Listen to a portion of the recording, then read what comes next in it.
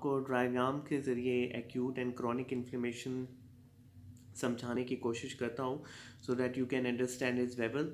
तो आप ये देख रहे हैं कि एक नॉर्मल वेसल्स है और बाहर टिश्यू है। तो नॉर्मल वेसल्स के अंदर ही नॉर्मली हाइड्रोस्टैटिक प्रेशर होता है एक खास प्रेशर के ज़रिए, और प्लाज्मा प्रोटीन्स भी होती हैं।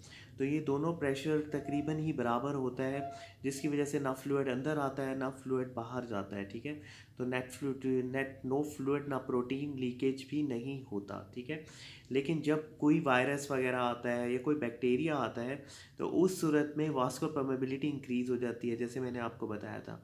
तो एंडोथेलियल सेल्स की स्पेसिस भी बढ़ जाती है, वो अगली नेक्स्ट आपको डायग्राम पे बताऊंगा। इन्फ्लेमेशन के दौरान में चाहे क्रॉनिक है चाहे एक्यूट है, जिसकी वजह से आप देख रहे हैं कि फ्लूइड जो सा है बाहर आना शुरू हो गया है।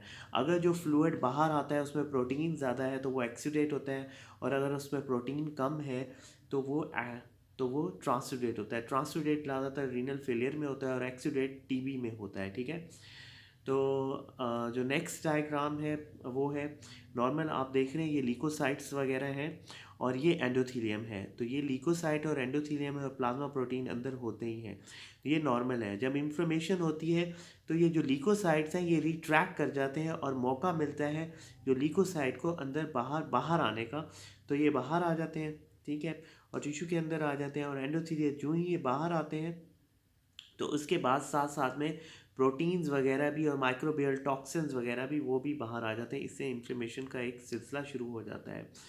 सो ये एक बड़ी फिट से पिक्चर है जिसमें ये एक आप देख रहे हैं एक वेसल्स है, और एक वेसल में आप देख रहे हैं ये एंडोथीलियम सेल्स लगे हुए हैं और ये रोलिंग हो रही है।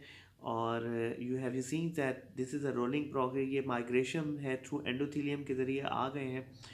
और ये सारे का सारा जो पी और ई सिलेक्टेंस है, जो पी सिलेक्टेंस हैं और ई सिलेक्टेंस हैं, ठीक है, वो मैंने आपको बताया था जो एंडोथीलियम पे लगे हुए होते हैं। और इसके अलावा ये साइटोकाइंस हैं।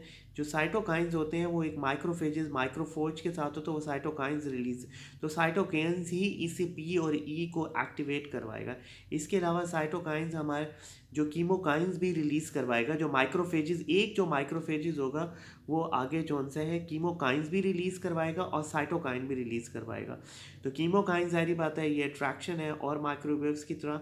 तो आप देख रहे हैं ये यहाँ रिट्रैक्शन जो ही एंडोथीलियल सेल्स के दरमियान में रिट्रैक्शन होती है तो यहाँ से हमारा जो लीकोसाइट है ये बाहर आ जाता है और ये फिर माइक्रोवेज को एनगुल्फ करता है। तो इस तरीके से हमारी एक वेसल रिस्पॉन्स करती है to the site of injury. I hope कि आपको समझ आ गई होगी।